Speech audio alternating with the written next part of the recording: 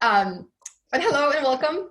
This is the What We Can Learn from Animals panel, which is, the answer is hint, hint, everything.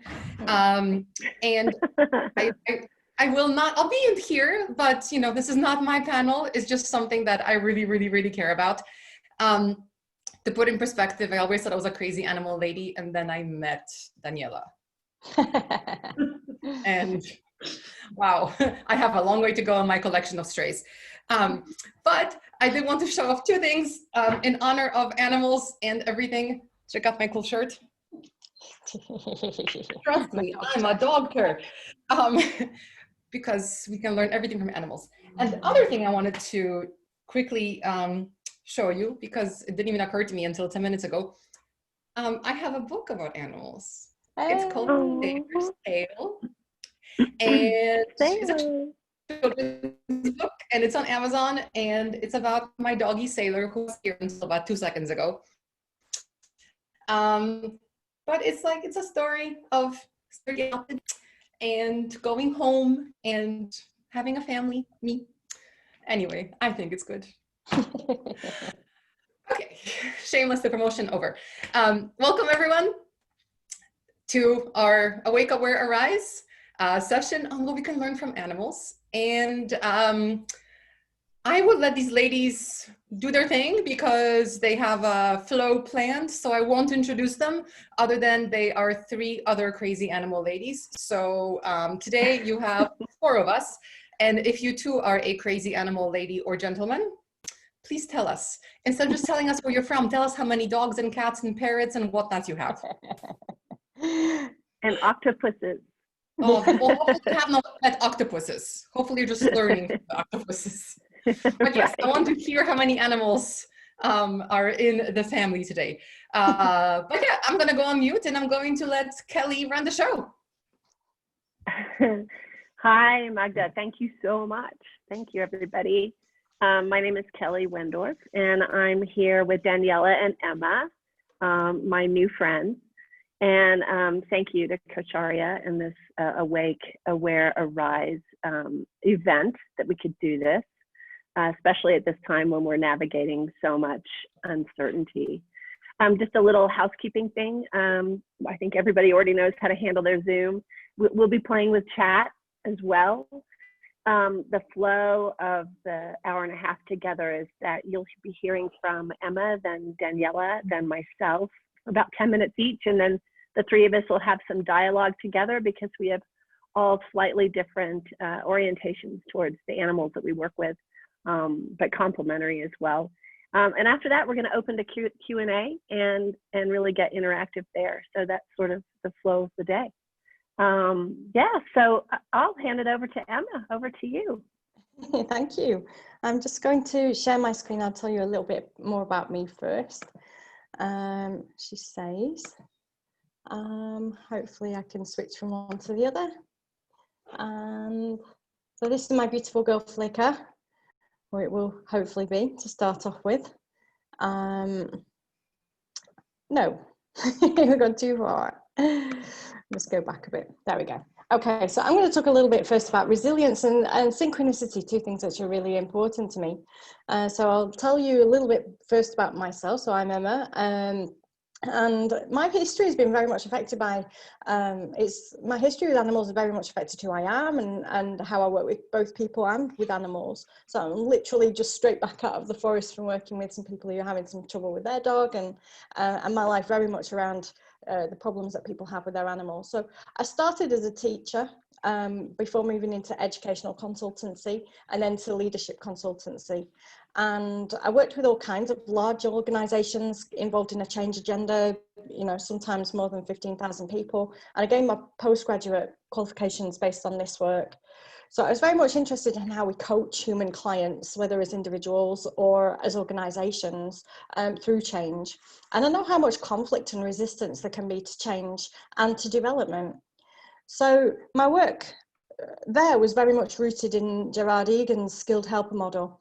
And I was looking, and I think this is very important to me, about working with clients on the issues that matter to them rather than giving them advice or expecting them to just follow blindly the things that I'm saying. So as he says in The Skilled Helper, helping is not something that helpers do to clients. It's a process that helpers and clients both work through together. So no matter whether it's consulting in big multinational companies or working as a coach to help clients like choose a new career, for instance, my work was very much about helping the client find their own inner resources to solve the problems that were important to them. And now I find myself in rural France, where I'm still involved in education. I'm assistant principal examiner for the biggest cohort of exams in England, where we've got over 2,000 teachers marking exams and over 600,000 students.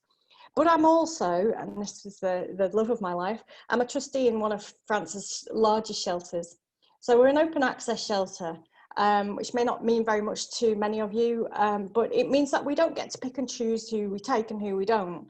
And we also try really hard to rehome all of our wards, be they feline or canine. We sometimes have occasional pigs and guinea pigs and parrots and ferrets and things like that as well. But mostly we're animals, cats and dogs. We have about 500 at any one time on site. So we don't euthanize except for medical reasons, generally speaking. But it is a constant battle to find dogs for homes for dogs who are a little bit more challenging at times. So we're a mixed urban rural shelter, so we get problems with status dogs who are sometimes used by those hyper-masculinized young men as a status symbol or protection in an urban world. But we also get working dogs, hunt dogs, hounds, gun dogs, guard dogs, and we get an awful lot of mutts as well. So I'm a certified animal behaviour consultant for shelter dog behaviour with the International Association for Animal Behaviour Consultants. And I work with human clients in pre-surrender situations as well as in post-adoption. Most of my work is with aggressive dogs, but some is with fearful dogs like these two here. And I realised that my work is very much rooted still in Egan, just as much as it ever was when I was a leadership consultant. And I'm still most efficient from when change is a process through which I help clients, be they canine or human, and where they're working through things with me rather than when I'm taking on the role of the expert or diagnosing their problems and prescribing a treatment. So my work means very much working with clients, both human and canine, to solve problems before they arrive in the shelter, and supporting our clients who've adopted dogs and clients from other associations who've adopted dogs and they're finding difficulty adapting. So I've got 2 dogs. You want to know about my animals, and my 2 current dogs. I always say current dogs. It's like saying the current Mrs. Jones or the current Mr. Husband.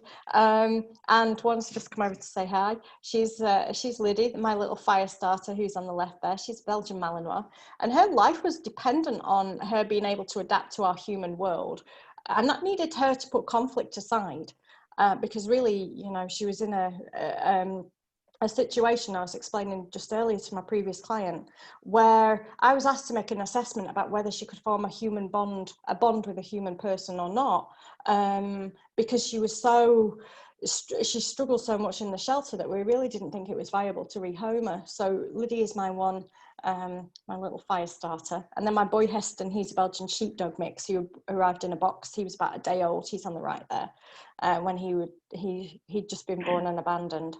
So for Liddy, it was very much about understanding her needs.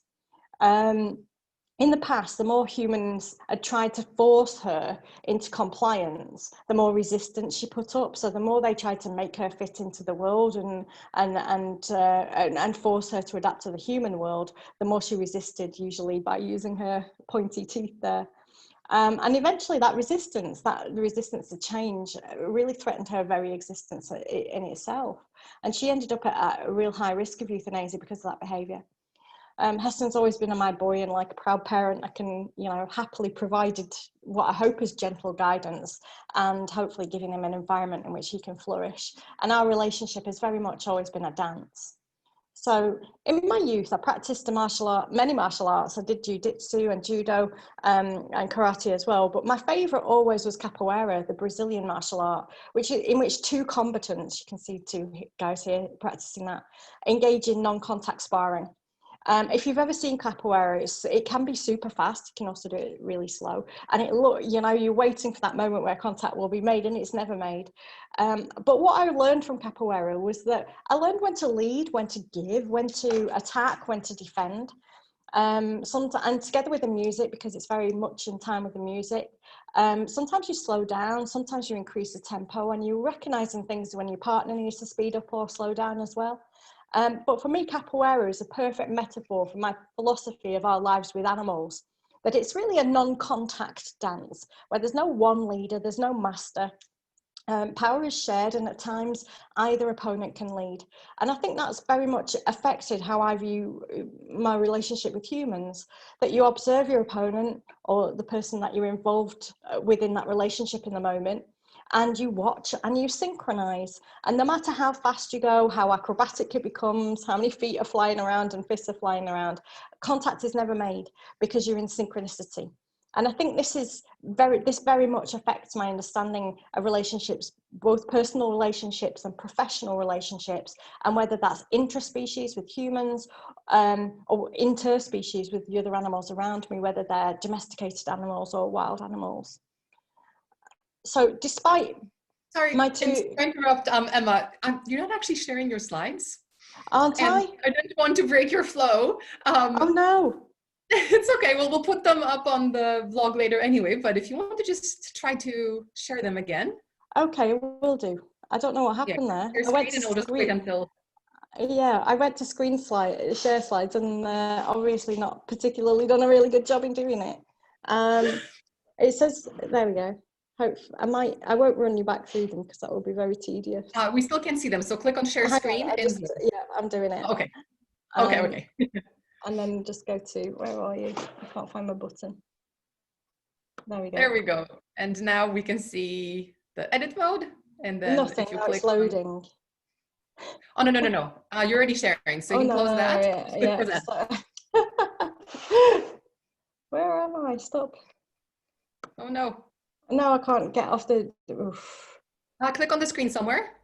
I'm trying. I am trying. Nothing sharing now. Hang on, let me stop the share and let me try again. Oh, I don't know what's... It's okay. Technical difficulties. Just going to refresh. I know, technical difficulties have been the bane of my week. Same here. Hey, right, let me try again. So, at least everyone connected. We had a session earlier this week when the Zoom wasn't working at all, so that was fun. Yeah, I know. Right, hang on a second. I don't know. My computer also doesn't like working at the same time as Zoom, so sometimes it struggles. Okay. It's old. Right, share screen. Share this screen. Share. Present. Okay, looks like it's starting to share. There we go. Waiting for it to load. And it's loading. Yes, I am definitely just reading what's on the screen. Oh, this is tedious because my internet now is just deciding, yeah, I can't run Zoom at the same time as other things. Maybe you don't share the slides. Maybe I shouldn't have been. There we go. Yay! We've got there, finally. So despite my 2 dogs and the fact that most of my work is with dogs, I was largely a cat lady for most of my adult life. And I think that's mostly affected as well my approach to animals.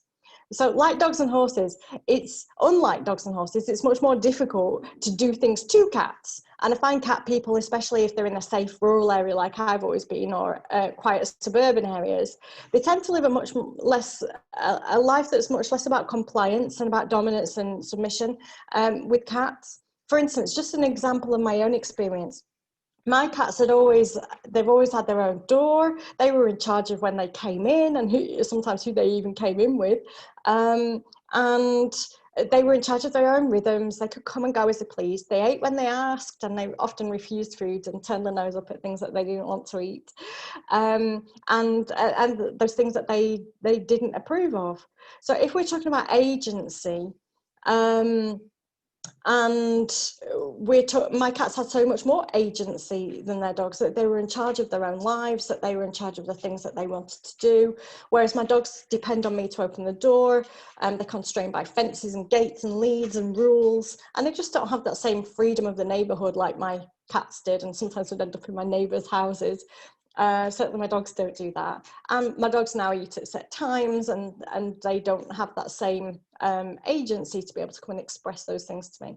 So because I think I came from a cat, because of that cat background, I think I was less obsessed by asking my cat to sit and wait or making sure that their bladders and bowels moved on my say-so. And I respected their catness. And the more I learned about my cats, the more I respected that catness. You know, knowing their preferred food, their preferred resting spots, the things that they like to do, and when they wanted to initiate contact with me. Whereas I think sometimes dog people come at it a very different direction, that they're the ones who are always initiating contact. So I was very respectful of that catness. And now I find that most of my work as a behaviour consultant is about asking guardians to respect the dogness of their companions. So in his book about hyenas in Ethiopia, writer Marcus, what's his name? Marcus Baines Rock, he gives an example of how the humans assess collaboration in animals. So one way that we can see whether animals are collaborating is to give them a task where some food is attached to 2 ropes, and both animals have to collaborate and pull both ropes together. And it's to assess the extent to which animals are collaborating.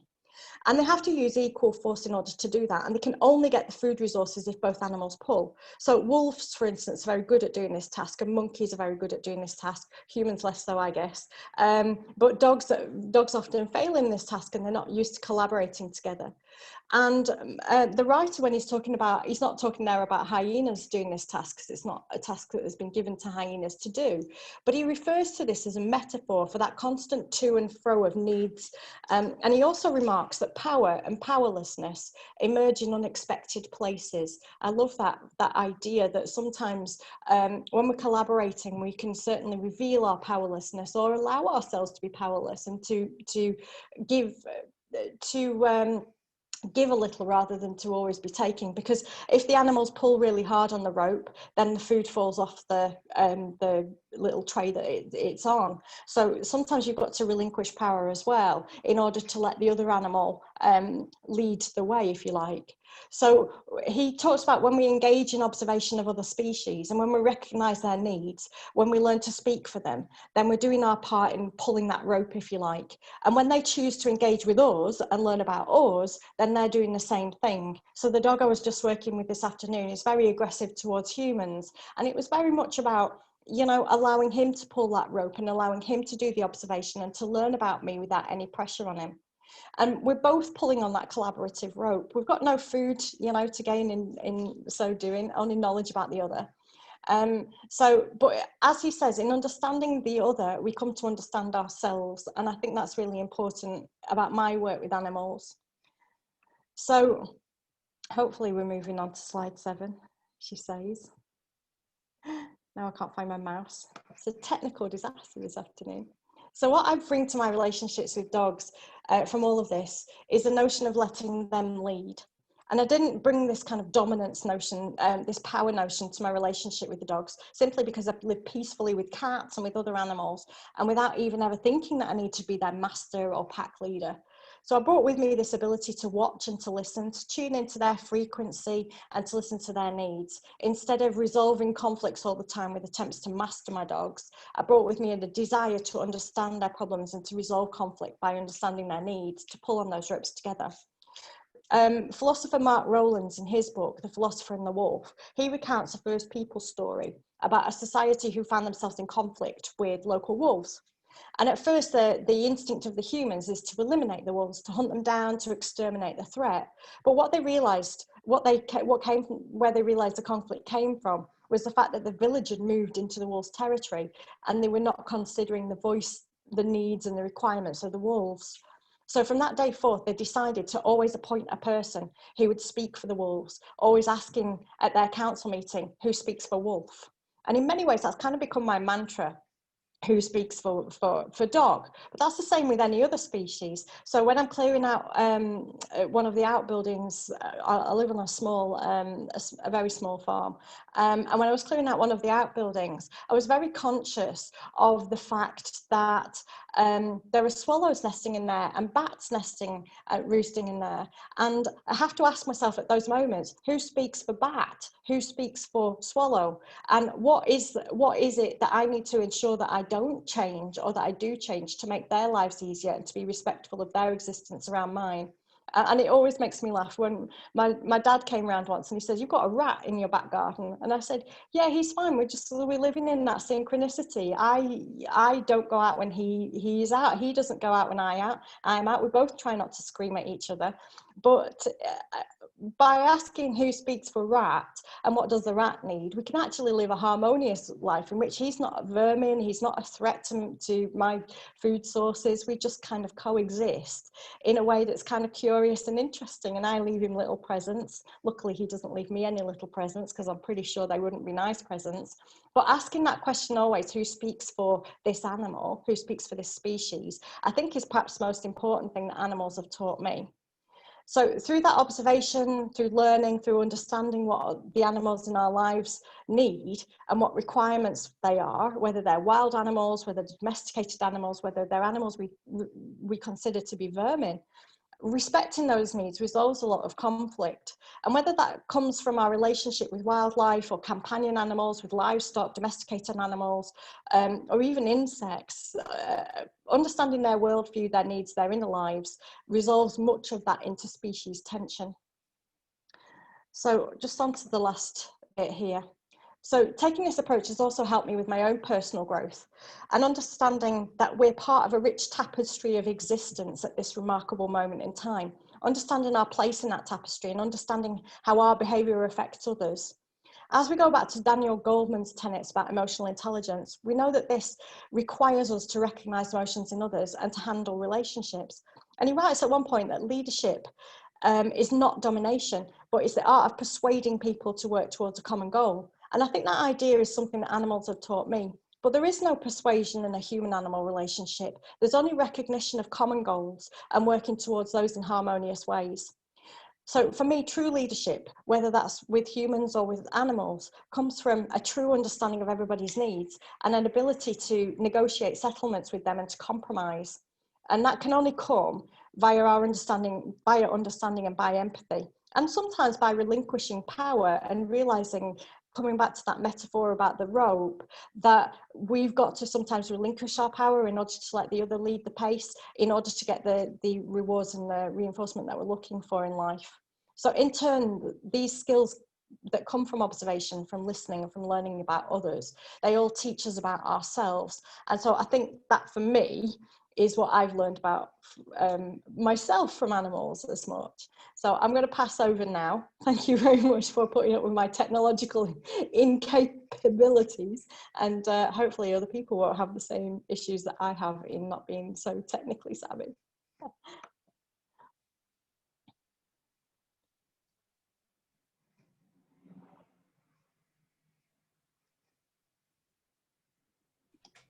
Maybe it's better with Okay, if I unmute myself. I was going to ask who's next. Much better if I unmute myself. So I'm Daniela Simionescu. I live in Brussels, in Belgium. I have decided this morning not to show any slides. I have prepared some, but I decided particularly I'm quite emotional about the topic, and it's not something I get to talk about every day. So I hope I will be able to be legible enough so that you can follow what I have to say. And I would feel like framing, before talking about the exact topic of our panel today, what we learn from dogs and from other animals that we are living with. I would like to frame it both as a coach and one of the most delicate realizations I came to, which is that when you deal with dogs, it's not that much about dogs, but it's a lot about humans. This is where the coach has a lot to say and to do. This is where the coach needs to be present and attentive. And this is where the coach can intervene a lot, particularly in supporting rescuers. If we talk like Emma is working in a shelter, when you talk about rescuers and volunteers, people volunteering for the shelters, or simply veterinary professionals, it's a lot about talking what is happening in both ends of the lead. It's not about the dog mainly, it's also about the other side of the other end of the leash, where you have the human with his or her emotions, with more or bigger or less understanding of what's happening on the emotions that the dog is having. So all these frame a very complex landscape, and I think that whenever we speak about dogs, we need to have all this big umbrella in mind that helps us to understand and maybe to help better dogs behave better in the life that we propose them. Because dogs, they don't have the choice to live with us. They have to live with us. We may decide to have a dog or not, but they cannot decide they don't want to live with us. So this brings me back to how I started being in the rescue and dealing with dogs. When of course, as usual, it started by adopting a dog and then realizing the extent of how big the whole issue is, how many dogs, and particularly when I was dealing with dogs in Spain and in Romania, where the situation is really, really very difficult and very dangerous for dogs. There is not much about dogs as such. It's about how humans imagine and how humans think about dogs, how humans legiferate about dogs. So when you are dealing with these issues, it's not about helping a specific dog, which is very important, of course, but it's also about keeping in mind also if you can help a bit improving the whole framework in which dogs are helped, the whole vision that the society holds about dogs. If it's, as Emma mentioned before, dominance, or if it's positive reinforcement, it's free force approach, it's not the same. If we think that we have to dominate dogs because otherwise they would dominate us, we are in a big problem, and the whole society will have put in place mechanisms and tools to prevent that from happening, and this will not ever be good for people or for dogs. And now I can, with this frame in mind, I think I can talk about what I wanted to say today for what I'm learning and I have learned and everyday learning from dogs. And I would like also to say what, taking from Emma, that I'm also speaking now for spiders, I'm also speaking for flies, and sometimes cats speak for me, sometimes. If one day in my wanderings in the Belgian countryside flea markets known as brocante, I would be granted the joy to find an Aladdin lamp, the only thing I would ask the genie for would be to teach me to see the world as dogs do. And in case I would be granted a second wish, which is not taken for granted, I would like to know also, what do they see in us that makes them love us? Of course, my first idea would have been to ask to get as many dogs as my heart would like to have, but I'm not sure this would have been a very good idea. In the end, I may get a better deal by knowing how they ultimately see us. And not only see, of course, but what do they think about us, how they figure out us without any handbook, just as they witness our daily struggles and lack of skills for so many practical and mundane endeavors. I try to remember the first thing that I have ever learned from a dog. One clear image comes to my mind. I was something like 3 or 4, and there in the backyard, there was this white dog, Zalinka. She was chained, but somehow oblivious to her chain and resigned. And she was looking at me. And when our eyes met, she had just wagged her tail and her eyes brightened. I do not remember really having a genuine relationship with her. And it took me many more years to learn how to express as nicely and easily my pleasure to greet someone as she taught me that day. In dog terms, for many years of my life, even I'd have a tail, I would not have been able to wag it. This is to say that it took me many years to unlearn the uneasiness I felt when I liked someone or something, and to unlearn the damaging habit of passing in a split second from deep joy to the intolerable thought that beings or things that I loved would be taken away from me. Many years later, I have read Brené Brown's books where she described exactly the deep pain stemming from this senseless jumping from pure joy to deep fear of losing what is the dearest to me. I have discovered mindfulness in action in a workshop with horses and realized the steep mountain a step ahead of me was less about learning complicated science as it was about slowing down, breathing deep, and reconnected with the wisdom of my body. 12 years forward, I find myself in a much better place, and I know how much of it I owe to spending my life with these mindfulness masters called Stevie, Karma, Balu, and so on. 7 years ago, I have adopted a dog that was introduced to me as a very traumatized dog, whatever it meant to the people who presented me to me. Maxi spent 5 beautiful years with us. He arrived as a very shy dog, wary of most of the humans, particularly men, and unable to tell the dog use of a tennis ball. When he grew older, he went back to being a puppy, jumping and barking playfully. Life with him was a new world for me, as he would stress at any sudden noise or movement. I had to meet him to realize that my life did not observe any speed limit. On the contrary. Funnily, it was with him that slow was added to my default speed. I remember myself walking him and Stevie to the park and getting nervous that he would stop at every single tree to sniff before getting to the park, which took at times more than half an hour for a normally 5-minute walk. It took me time to learn how this was happiness and living in the moment, and how my human way to look at the world was flawed and senseless. Max and some other dogs that I have rescued from difficult and complex situations taught me all I know about resilience and the ability to adapt to what life proposes you.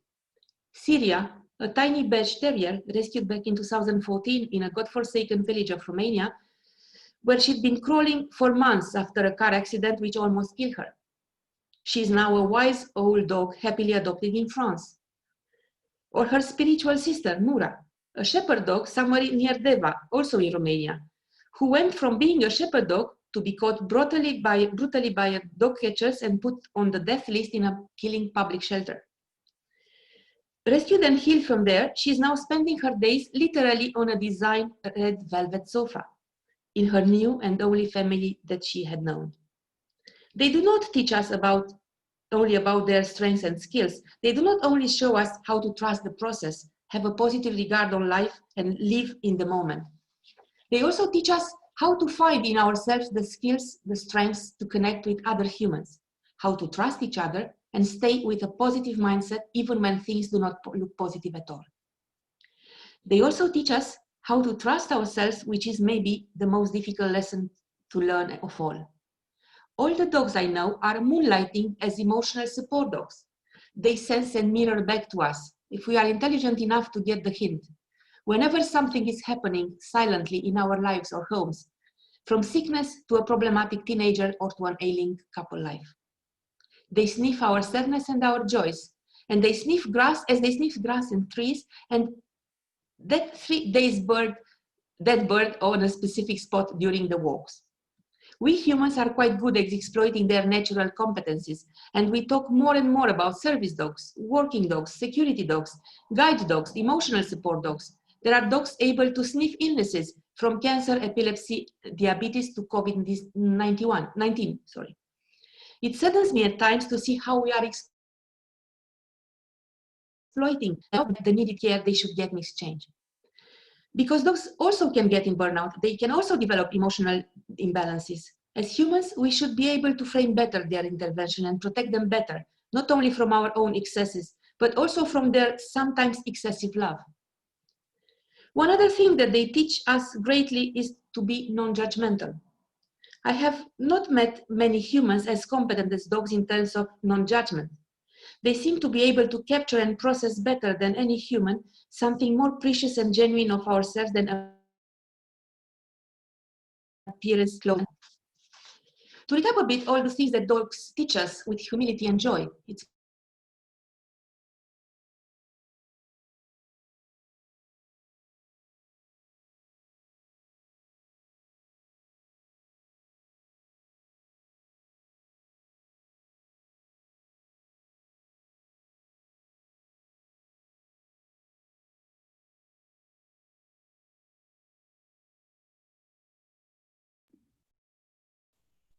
Sorry, so it's not me who froze? Okay.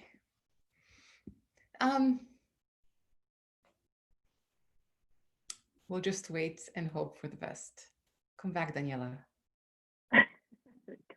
Come back. Oh no. I think she was and starting to, she's dropped off. I think she was just wrapping up. So what would you like to do, Magda? I think maybe let's move on because we're not sure how long she's going to come back. But Right. yeah, I have tears in my eyes because I'm thinking of all the Paparonos who have tough lives. And it's so lovely that they get rescued, but also it drives me crazy that they have to be rescued in the first place. And also my dog has gotten me through so many bad things in life. I mean, honestly, the last 10 years, if I think of all the downs, if it wasn't for this dog, I don't know if I'd still be here. The non-judgmental ness of dogs and the fact that they know just when to interject. Yeah, I'm a #1 fan of dogs. But I think, okay, she's back, so let's see. The technology. Yay. That's okay, we were just... Where have you lost me? We think we were just wrapping up. Okay, so I'm going to wrap up now. So I think I will just go back to one paragraph before. So things like this, it makes better sense to me how and why I go to coaching, because sometimes I think that being a coach is the closest things to being a dog. I could not find the exact context, but I'm almost convinced that when Carl Rogers spoke about unconditional positive regard to be had towards the coachee or the client, he was basically describing what he had consistently seen in his dog. Or at least, as it reportedly said oftenly in animal-assisted therapy, all dogs have read Carl Rogers. For these reasons, I have said in the beginning that I would ask the genie to award me the capacity to see the world as dogs do. Because most of the time, their world is much richer in beauty, interesting smells, good people than ours. Or, do you think I should simply ask to become a dog in the next reincarnation? I'm considering it seriously. You can cuddle him, yes. Thank you, Daniela. I hear so many similarities, what you're speaking about with cats and dogs, horses, so many other animals that I know, just this theme of leadership not being about domination, just really important. We don't see that in the natural world. And this piece about slowing down and really dropping into our bodies, because that's where our wisdom lies. And of course, you know, animals are such an embodied intelligence, and we've been domesticated away from that kind of intelligence. So we're all kind of, so many of us are just up here. So there's so much intelligence down in our body and slowing down. So thank you. I really loved listening to you both. So Magda, please interrupt me if any weird technology happens that I'm not aware of. It's just totally fine. So, you know, I love this topic because we're definitely in unprecedented times, and we're being asked to solve problems differently than the way that certainly we've created the problems that we're seeing in our world right now. Many institutions are melting down and falling apart around the world, climate change and the racial dialogues and important conversations that are happening, just to name a few things that are on our list. But we're also seeing, you know, nuclear proliferation and many things that are, and AI, artificial intelligence, many challenges are coming our way, sort of a tsunami.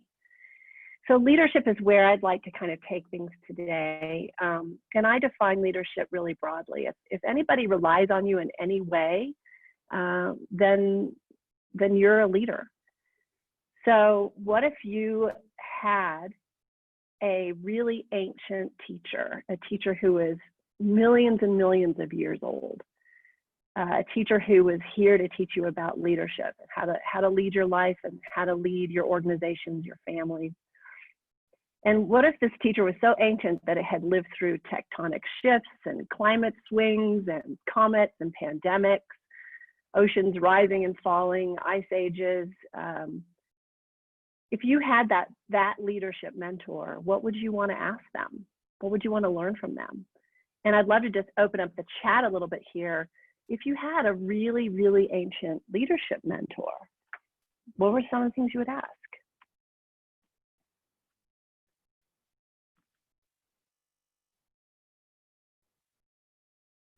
Chat has gone silent. Because it's a hard question. Yeah, spend a minute with it. What would you ask? I think one of the things that I started to ask myself when I was in the company of the natural world was, what is it that I don't know that I need to know? You know, what makes a good person? This is what what's the highest expression of humanity? These are great questions. Yeah. How can we best live? Really great questions. What's fun about these questions is, what's the best creature? No favorites. What's fun about these questions is that you really can take these questions to the natural world. You can engage with the natural world, whether it be an animal or a tree or a boulder or a river. You can take these important questions to the natural world. How can I best serve? How can I access the ability to do that? You can actively take these questions. Very often we're talking to animals, we're not listening, we're not asking them questions. And what's even more important is you can ask questions about things that are deeply existential. And when you ask these questions and start to listen, you'll be amazed what kind of answers come forward. So there's a 56 million year old system that could be that teacher for you. I'm a master certified coach. I'm the founding partner of an organization called Equus. We're a leadership development and coaching organization, and we create experiential conditions for breakthrough learning for our clients. We're in the business of really helping people make their dreams come true, however they define that, being the people that they want to be, being the best version of themselves, and also leading their companies and their lives differently, altogether differently. But I'm also a lover of the natural world. I'm a backpacker, a hiker. I love to go camping. I spend a lot of my time outdoors. I love hanging out under the stars. And I find that being in that natural environment allows me to access something much broader and much more vast than my own individual consciousness. I get to feel and experience that I'm not an observer to the natural world, that I am in fact a part of the natural world, that I am an equal partner to the multiplicity of the all. And so that is where I go to resource myself and find my answers. And I trust that resource much more than my own human understanding of things. Did you know that of all the species that have ever been around on planet Earth, only 1% remain? 99% are now extinct. So 1% remains. The others have either gone extinct or they have sort of morphed into a new species. So the ones that remain they're the ones who've, they've hacked it, basically. They are the survivors, and they have evolved to not only survive these times, but thrive in these modern conditions. So when we turn to nature for our answers about how to deal with the challenges that we're facing, there's actually a field known as biomimicry. Biomimicry is a discipline, a scientific field that looks to nature, 3.8 billion years of intelligence, and nature's intelligence to answer really complex problems. Everything from structural issues, design and engineering, to organizational culture and community initiatives. So biomimicry is a great term. And in many ways, what Emma and Daniela and I are talking about is biomimicry. I personally turn to a very specific teacher most of the time, and that is horses.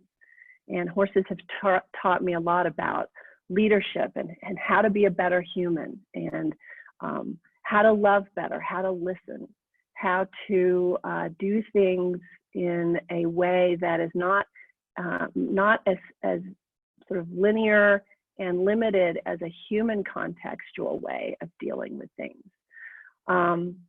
And I'm just going to share a screen with you. In Equus, there is a award-winning process that we have called the Equus Experience, and it's where we bring people into conversation with horses on the ground. We're not riding them, and it's an award-winning process. So when people come to Equus, they get to work with our co-facilitators, a herd of 6 horses and a donkey. But even if they don't get to come to Equus, a lot of our work as coaches is infused with the pedagogy of the horse, what I will call culture. But let me let you meet our co-facilitators. This is our herd of horses, part of them. This is 4 of them. Left to right, we've got Dante, Cisco, Aiden, and Brio. They are, that's exactly what they look like when people are about to enter the arena. They're deeply curious, they're very gregarious and opinionated, and they love to engage strongly with people. And this, how come it's not, this is their glam shot. Actually, this happened right as a client was entering the arena. There's Dante on the left, blue, Aiden at back, and Artemis, our alpha mare. She is there on the right. So why horses? And actually, I'm gonna stay sharing here. Why horses? I want to show you something. Horses are actually, we are known as paleontological siblings. We often think of ourselves as related to chimpanzees and apes, but we're actually more closely tied to the horse. We have the same metatarsals, fibulas, tibias, so much so that Scientific American published this image to show our kinship. We are in biological kinship with one another. And that there was a time, a long time ago, when we were actually the same stem animal. So this deep partnership it allows us to kind of attune to one another in ways that are not just emotional, but biological. And another reason why horses are such great teachers, and this is the part I really want to share with you, because you can learn this now. You don't have to be near a horse to do this. It's just to understand their culture, and because their culture has a lot to share with us about how we can lead differently. So I call it a culture only because this is a little bit outside of equine behavioral sciences. This comes from, and it's not well known through conventional horsemanship and equestrian ideologies. And but after observing horses for about 50 years and observing wild horse herds and domesticated herds, I feel like it's a fairly solid summary of how horses organize themselves. And I'll just share this again. So the horse organizes itself around 5 very core principles, and they're there in the center: safety, connection, peace, joy, and freedom. So as their human, it is my job to ensure that these 5 principles are intact: safety, connection, peace, joy, and freedom. The lead horse ensure these 5 principles through 2, I'll call them superpowers: care and presence. So the horse herd system is based on a servant and caring model of leadership. And that whole conventional view, again, just to reflect back to what Emma said, of the dominance version of leadership does not apply here. The stallions have their role, but it's not leadership. The leader is selected. She both appoints herself and is selected based on her capacity to care deeply for the whole and each individual member of the herd, and to be really, really present, because she has to be present to every subtle change in the environment. As animals of prey, if you miss a cue and are not present to a subtle cue in the environment, then you become lunch. You don't just miss lunch like a lion would, you become lunch. So they're highly sensitive. We as humans, we are not just predators. We are also prey. We're omnivores. And so when we tune into the animal of prey side of our brain, we allow ourselves to be more attuned, more present, to be more sensitive to our environment, to care for the whole rather than just the individual. So horses invite us into that part of our brain that really does lean into that cooperative, collective way of being. And instead of it being a hierarchy with the kind of lead horse on top and the sort of, weakest horse at the bottom, it's a lateral hierarchy. It's flat. And so every horse has their role, and everyone has an important part to play. The one who's at the bottom, even though there's not really bottom, is the one who needs the most care. So in our case here, that would be Cassie, the donkey. Cassie needs the most care because she has the shortest legs. She's incredibly intelligent. She's just as smart as the alpha mare, but she has the shortest legs. However, her role in the herd is that she is a protector. Donkeys, because they can't run fast, have evolved to be able to turn and fight and fend off.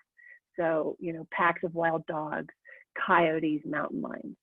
So if Artemis is taking care of the whole, the lead horse, and Cassie is the one who's the most cared for, Cassie in turn takes care of the whole by being the protector. So you can see how this lateral hierarchy works.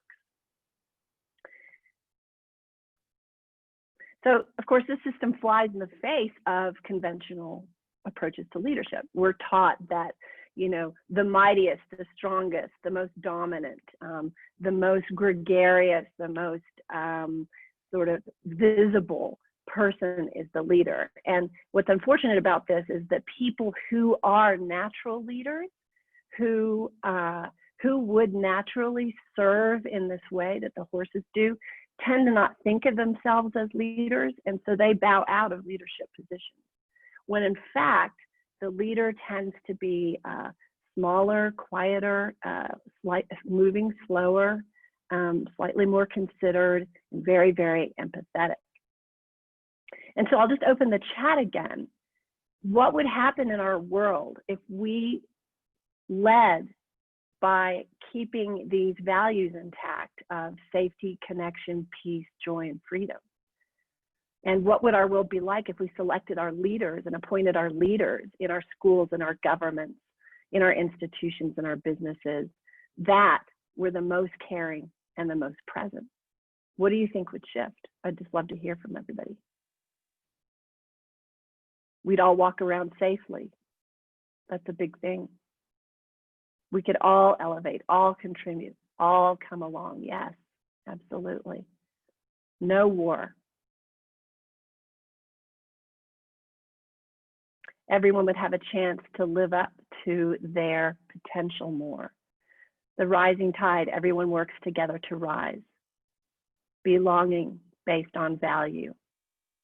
intrinsic value, I would add, that because you are, simply because you are a member of the human community, you have value, therefore you belong. Yeah, great, wonderful. So a lot of our conventional methodologies of leadership have, they've not been informed by ancient wisdom. They've not been informed by nature. We mostly inherited our leadership structure through, a relatively new ideology, in comparison to 3.8 billion years of nature. We've inherited it from military structures, mostly, and never really asked, well, is this real leadership? Is this what leadership really is? If we turn to the natural world, the natural world would say no. And it's really interesting to watch CEOs and leaders go into our arena of 6 horses and a donkey, try and lead in the way that they've been taught in business school. And it doesn't work. They're not respected. They're not listened to. Sometimes they are mocked. And it doesn't take long until they are very lovingly convinced that there is a new way that is much, much more powerful. So I call those who lead in this non-oppressive way, in this collaborative way, I call them awake leaders. And these are the cutting edge leaders. And I believe, given that 56 million years of survival has been honed through this kind of leadership, that there may be something in it for us as well. And it starts with us deliberately creating environments of safety, connection, peace, joy, and freedom. And so I'm going to share the screen one more time and get that little Venn diagram up again. And I'm going to invite you all to do something really quickly. And let's see if we can do this. Check it out again and consider these principles in your own life. And at the very top of your screen, if you take your little arrow, your cursor, and it go all the way to the top, and it says you're seeing, I think, Kelly Wendorf's screen. And just next to it to the right, this is really fun, it has a drop-down menu, says more options. And you click that arrow, and there is a capacity to make stamps. So if you can do this, put a stamp with a little star or a little heart somewhere on this shared slide where you would like to develop your leadership more. And we'll all see it. I've just learned how to do this. We'll see if it works. Put a little stamp. Magda, do you see it there? Yeah. Mine says Magda, there you go. Yeah, I put a squiggly. Got it. Okay, so you click on annotate and then you can select stamp. Now I know how it works. Click annotate. So joy, yes, me too. Freedom, beautiful. We've got another piece. Care. And just annotate where, yes, thanks, it says annotate, where you would like to develop your leadership more. I have no idea how many people are up. Connection, presence. Great. Yeah, Kelly, just FYI, you're sharing your entire screen, not just the image. Oh, thank you. Which is okay. Now we know that you were prepared with your notes. Yeah. There they are.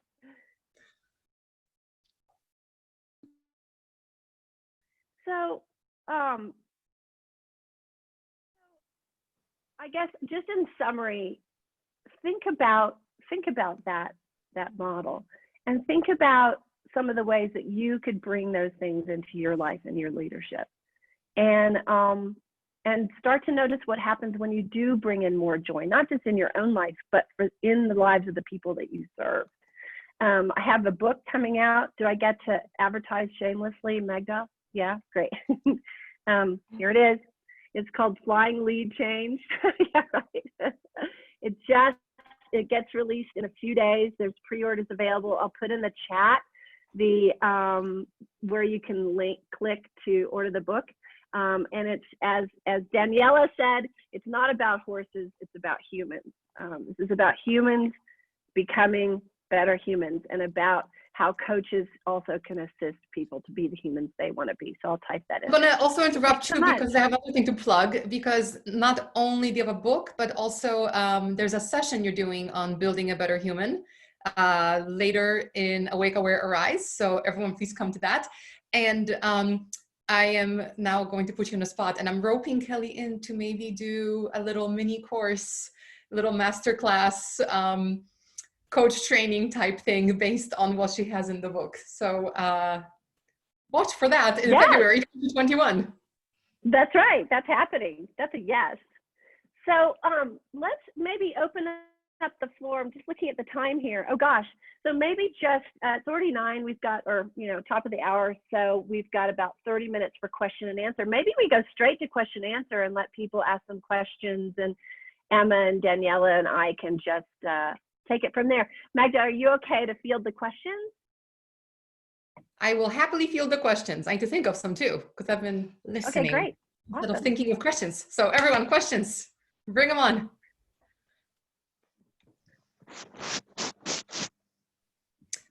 Panelists, do you have questions for each other by any chance?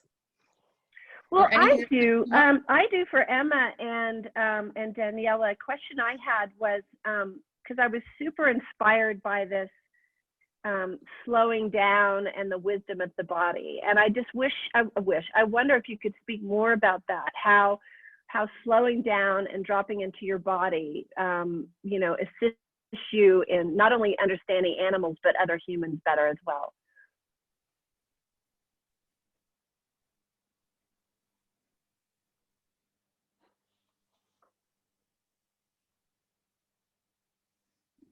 Emma and Daniela, do you want to answer?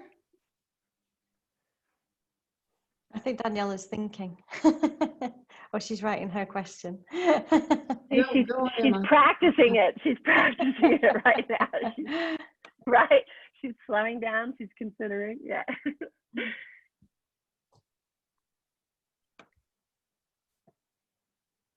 But is she going to answer? Okay, Daniela, do you want to answer the question, or? Sure. I can give my part of the answer, but I'm sure that Emma has a lot to say on that as well.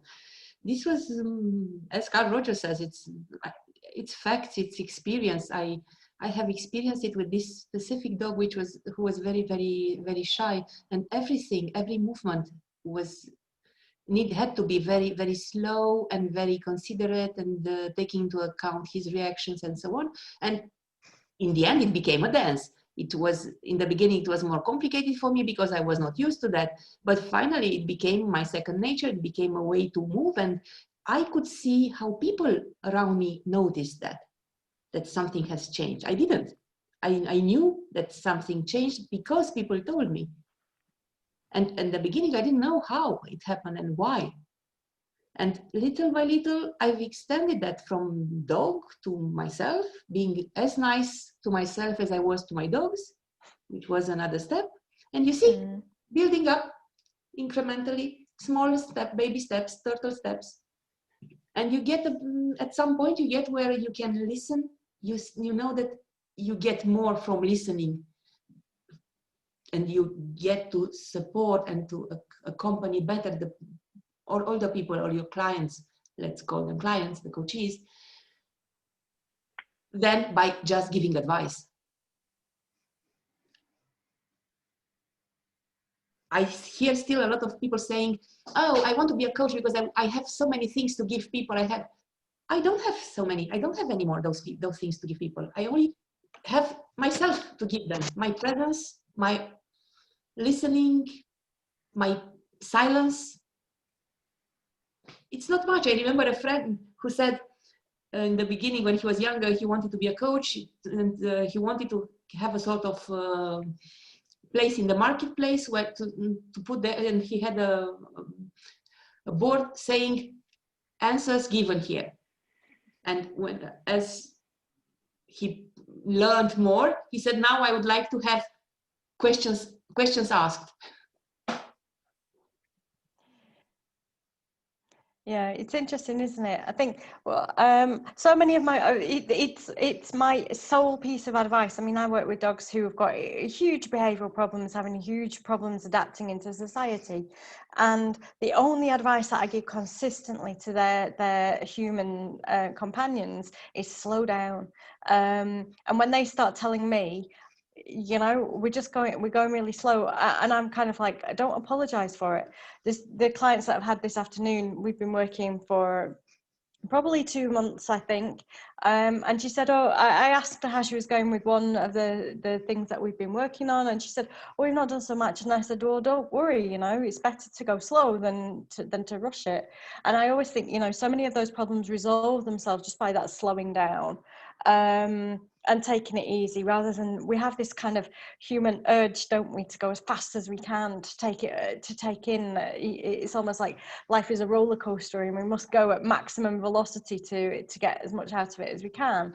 And often so many problems are just solved just by being.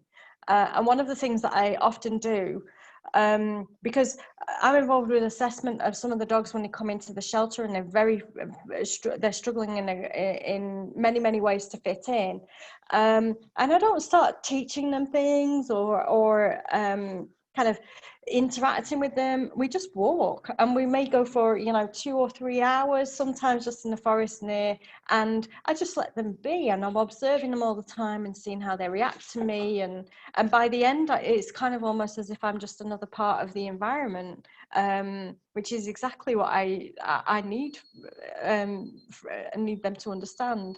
So slow down is kind of like my one mantra, if you like, when I'm working with people who've got problem behaviors, because you do see that progress. And it just, that's why I think it's also important, though, for us to make a record of that progress and how we're moving on, because sometimes when progress is glacial, like the world can be glacial, sometimes it becomes hard to see it, and then we get frustrated as humans because we can't see things going as quickly as we want them to.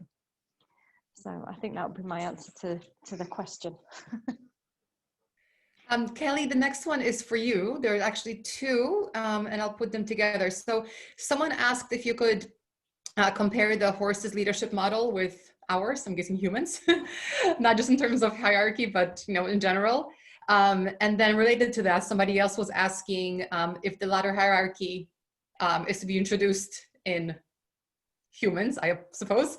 Where do you start, since people aren't used to that structure? Yeah, that's a great question. It depends too on where your orientation is on that, you know, on that vertical hierarchy, right? So if you're the leader in the vertical hierarchy, then you can use your privilege to start to flatten things. And it comes from, you start to become more vulnerable as a leader. You listen more. And there's a whole chapter in my book, Flying Lead Change, around leading from behind. So you lead from behind by really empowering others to be out front and really shine. The more you kind of disappear in terms of showiness and having the answers and empower others, and in a family structure, it's the same. The more you empower the young people in your family to lead their own way forward, then the more things start to flatten. So flattening happens through certain qualities: listening, enabling others, slowing down, thinking things through. It takes a little longer. You may come up with a different, if you slow down and listen, you may come up with a different solution than just the rote solution that keeps this vertical hierarchy intact. Pay close attention, because we are an oppressive society. The entire world is in the soup of oppression. We were raised in oppression. We were taught through oppressive principles and mindsets since 12,000 years. So we have 12,000 years of oppression to undo. So there's things too in terms of making sure that your families and your organizations are really literate to the ways that we unintentionally create separation and keep this sort of caste system alive by subtle acts of inequities through things we say, through things we do. It's really important that we be literate in that way so that we're not accidentally, I would imagine most of us on this call would never overtly do that, but accidentally, especially white people of privilege, we accidentally other people by excluding them in super subtle ways, by really just things we don't even know that we're saying. So get really educated about that as well. That's going to help to go like this. Those are just some of the things off the top of my head. The question about comparing human to horse, I don't believe this is about horses as much as it is about the natural world. It's just so obvious in a horse herd because you're dealing with all these enormous animals and how they organize themselves. But really, this is about the natural way of being. If you look at indigenous societies, it's very similar. I'm not sure that this is true, but what I'd heard is that many explorers befriended war chiefs in indigenous society and called them the chiefs, but they were just the war chiefs. They weren't the real chiefs. The real chiefs were more quiet, more in the background, being caring and present. And so we mistook the war chiefs for the real chiefs because we thought war chiefs with their, their strength and their domination and their power and their might were the chiefs. So really this is about returning to or accessing a way that has been quite natural to us way long before. And if we could integrate that back into our lives as leaders, then we're not trying to be like horses. We're just bringing back a natural aspect of ourselves and accessing it for the betterment of our organizations and our families and our communities. So. There's a few more questions, but I just want to share two things that came up for me. One of them is my lovely sailor dog, who's like the chillest, nicest dog on the planet. Whenever we go to a dog park or just anywhere where there's other dogs and they're being rambunctious, it's like all of a sudden everybody reorganizes and he's just, sniffing around, being quiet, and the others follow him. It's so funny how like his presence is what the other dogs respond to. Just want to share because he's handsome and wonderful. And Ram often talks about, when we talk about the place of a coach, and a lot of people, some people seek out a coach because they're actually wanting a guru. And Ram's like, no, gurus, like let's not even go there. Like you shouldn't be, I'm here as the coach and you're here. Like we should be here. Or if anything, the coach should be below the rest. So it's a lot of these things are resonating with me from the animal world. Yeah, it's true. When you were talking about the lateral hierarchy, that's the coach, isn't it? That's the relationship that we have with our clients, the same relationship that we have with our animals. And I think the more we move away from that hierarchy, the better it's going to be for everybody, because we are our own guru and we know where, as you said, that deep-seated wisdom really is within us all. And we've got that kind of learned helplessness, haven't we, that we get into ruts where we can't see ways forward because every opportunity we've had in the past to lead our own way, we've been thwarted. And so that where society has really, thwarted us in our attempts to find our own solutions to things actually leads us into a state where we just don't do anything and we just shut down. And I see that so often with animals who've just given up trying to do anything differently because every attempt that they've made to lead their own way has been thwarted. So I think that's really important that we see that lateral hierarchy in so many aspects of our relationships with other beings. Someone asked about, is working with animals a good idea for young people, for kids, young people in general, as a means to kind of start them thinking on this lateral hierarchy? What do you think? For me, all the evidence that we have about how children think about animals is they don't see a hierarchy. And we think about the things that we create for children. We create books where animals speak. You think about the programs that children watch, like Peppa Pig and so on, where animals have a voice. And we lose those things as we grow up. You know, when was the last time that you read an adult book with the voice of an animal?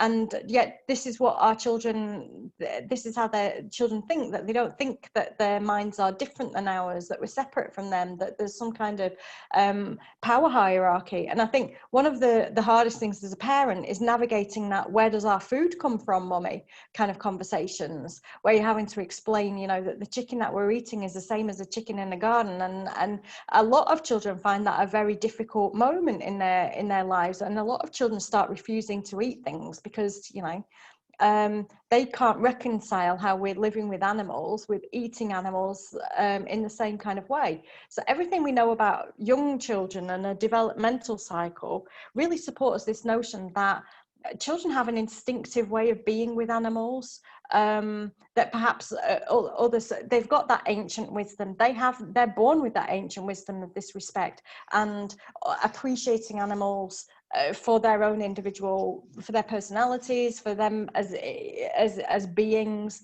as having that kind of being a you rather than being an it, or you know, something that they can't have a conversation with. And so I think for me, it's us as adults who've got to learn, not the children. So yes, I think it's a great idea for children to be involved with animals, to be more animal, and I think more we've got to learn about it as we grow up, not to let those ancient wisdoms die. And to get to the point where we stop listening to, and it becomes almost it becomes almost a moment of our development, doesn't it, where we stop listening to the animals' voices, and we stop imagining what they might be thinking and saying, and it's seen as being childish or atavistic or primitive in some kind of way. And I think it's more important that we keep that intelligence alive as we grow up. For me. I love that. I think I said this to you all before when we thought of this panel. I think we should have a course just on this topic, because yeah, we would be better off as a planet, as a society, as cultures, as everything, if we learned from animals and, like you said, keep that childhood approach that we lose at some point. And on a side note, by the way, you mentioned food. There is another panel later in the series with Michael Fox, who is a founder of a company that uses mushrooms to make meat-like products. So you guys should check that out. We have a couple other questions. I'm going to go in order. So Mervyn asked earlier if the panelists can give us some thoughts on what to do when the guardian of the animal becomes terminally ill. And both the person is concerned about what's going to happen to the animal, but I'm pretty sure the animal is also, especially if it's a dog, they know, like you mentioned before, they can smell cancer, etc. So they know what's going on. So what do you do in this kind of situation? For me, for our shelter, about 15% of our dogs come as surrenders. And quite a number of those come from their human companions having died. And it can be very challenging. For instance, we were called by the police to a situation in which a homeless person who'd been squatting in a place had died 5 days earlier, and his dogs had been left with the corpse. And the police were unable to remove the dogs. The dogs were protecting the body. And so I just read this morning an article that reminded me, there's a really good book called The Genius of Birds by Jennifer Ackerman. And there are other books as well that we have to stop this notion, don't we, that humans are the only ones that are aware of life and that we're aware of death, because animals are very conscious of life and death. And from what we know, for instance, when mothers are taken from, when their children are taken from them, for instance, I live surrounded by Limousin beef, and the day that the calves are taken from their mothers is the day when there is enormous, the cows are screaming, they're agitated, there's a lot, it's a horrific moment. So animals are aware of those separations and aware of those deaths. And the article that I read this morning was interesting, just reminding us that we're not the only species, that we never are the only species to have such concepts. And I think it depends very much on the dog. I know there have been a number of dogs that have really suffered to adjust once their owner has died. And I know others as well who have, just as humans do, have had relief from that death. For instance, at the moment I'm working with a couple, the husband's got vascular dementia and he ended up kicking the dog because he's angry and he doesn't understand, and you know, he's just not conscious of what he's doing anymore. And it's a very difficult situation because he will be removed from the situation eventually, but then the wife needs the dog as her emotional support and can't think of a life without the dog, because the dog is going to outlive perhaps the husband, and the dog is her future. And so we've got those before death moments as well, that can be difficult and tricky to navigate as well. Ideally, we'd all love to, I have arrangements, I'm sure lots of people have, about what will happen to my dogs as to where they will go after. And the same, I guess, with I think that's the sensible thing to do, is to know that eventually we might get into that moment where we might outlive our pets.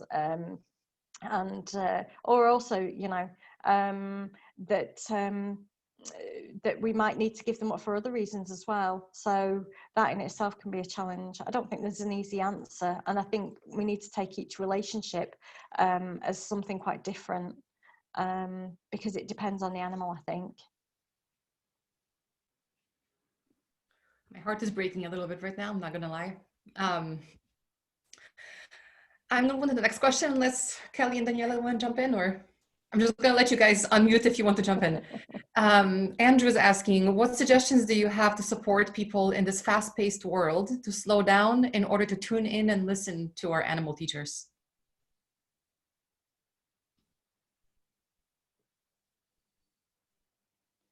Daniela, Kelly, Emma, anybody? Just be more animal. Well,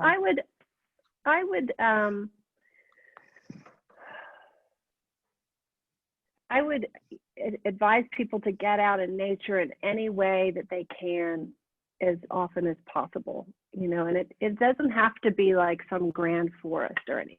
It can be a park, it can be your backyard, hanging out with a favorite tree.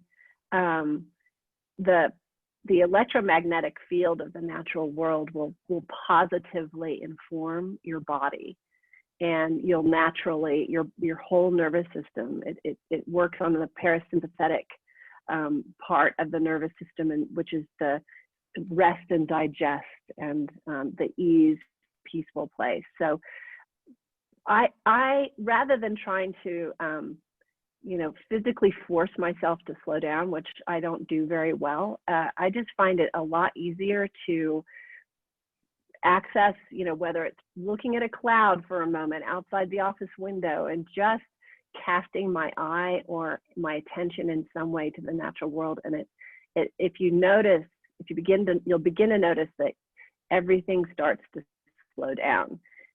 What you can do on top of that as well is, if you feel like it, is track somatically, meaning track viscerally in your body how it feels to slow down. Where do you feel it? Do you feel it in your belly and your solar plexus and your thighs? Do you feel your feet on the ground? And track that somatically. And then, and this is a cool thing, you can turn that state, that felt state of slowness, into a trait by simply returning to that felt sense 2 or 3 times a day for 2 minutes. Just right when you wake up in the morning, before you jump out of bed, close your eyes, conjure that felt sense of being slow or being slowed by looking at the sunset. Just remember it, remember that, and feel it in your body before you jump out of bed. And the more you do that, the more you're going to create neural receptors that will be availed to slowness, and you become slower. So that's what I would advise. Emma Jane, do you want to say something? You started speaking before. No, I think somebody has added to the chat that finding something to focus on is very helpful, and I often notice that with dogs as well. I always say, you know, nose down is a good thing when they're investigating the environment and they're in the moment, and that's great. It's when the nose comes up and they visually fixate on something that they then get anxious about it. So immersing ourselves in the environment is a really helpful way, I think, for us to slow down. And I like, you know, probably very strange, but I like to know what my dogs are interested in. You know, what is that interesting smell that's there? What is it that you know, has been past this tree? What's interesting there? So I think I agree with that it's very much about finding something to focus on at the first. It can be very disconcerting, can't it, to just have nothing to focus on? And that's why what Kelly said about going outside into the environment and checking out your favorite trees is the essential bit, I think, for me. And also learn from cats. This is the best moment to learn from cats. Have you ever seen a cat rushing anywhere, unless she was scared or anything? I mean, it's where cats lead by example. The way they sit in the sun. Be a cat for 5 minutes a day, or for 3 minutes a day, for 30 seconds a day. Just be a cat. That should be a book. Magda, You should write that. Be right, a cat. be a cat. Magda, we have this handout for everybody with a list of, Daniela put it together. It's super comprehensive, and it's got books and films and all kinds of things. Cats, dogs, octopuses. Octopus? I think they're both correct. Yeah, I think So so. how do people get that handout? I can put it on our website, but I did not do that yet. So why don't you lovely people come back to Capoeira's website, capoeira.com/blog. I'll put it on the blog along with a recording of this video by tomorrow. Is that cool? I will send it to you because I haven't sent it to you. One of the Yeah. reasons you didn't put it on the website is because I didn't send it to you. I don't think we can put it in the chat. Can we share a document on chat? I don't think we can. Just downloads the document. It's a mix. I would like to make a list of it because I've tried to put it as book covers, and it's heavier. Okay, yeah, I will add it. I will add it to the blog tomorrow, and I will send out an email with a digest of everything that's happened this week tomorrow to everyone. So even if you forget, you will get a reminder. But I also have a tip to add about slowing down. So one thing, right now I work from home, and I'm fully at home because, you know, Capoeira's everywhere. But before that, I was working from home, but remotely for other companies. So I would travel quite a bit internationally and within the United States. And whenever I was somewhere and feeling stressed or just overwhelmed, I literally would find a dog park and I would sit usually under a tree or on a bench, and without fail, the right kind of dog for the right kind of energy that I needed at that moment would show up. I literally would have dogs who would jump up on my lap and just hang out when they needed, you know, and then I can relax and slow down. And people would come up to me like, oh, what's your dog's name? I'm like, I don't know, it's not my dog. Or if, you know, I was feeling kind of down in energy, I would have a dog bring me a Frisbee or a ball so I could throw it for them. They know what they're doing. So I highly recommend just find a park and the right dog will come and help you with whatever it is you need at the time. Or a cat. There's a cat actually in my neighborhood that's called Carmel.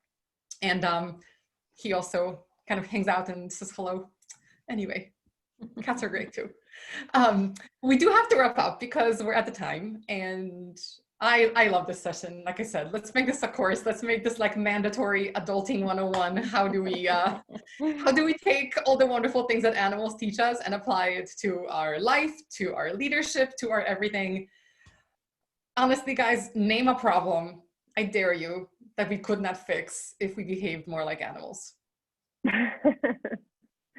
Thank you so much, Magda. Thank you so much for the time. And thank you, Emma and Daniela, to share this time with you.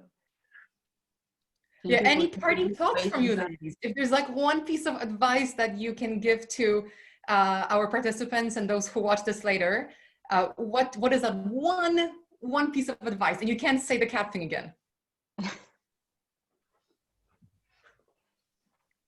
Schedule time with yourself. Schedule me time.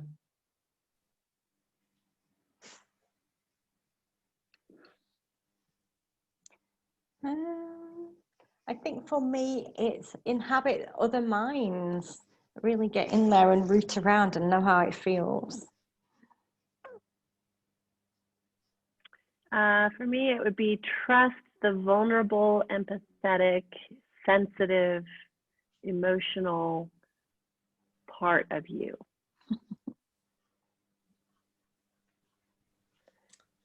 For me, it's go and adopt an animal.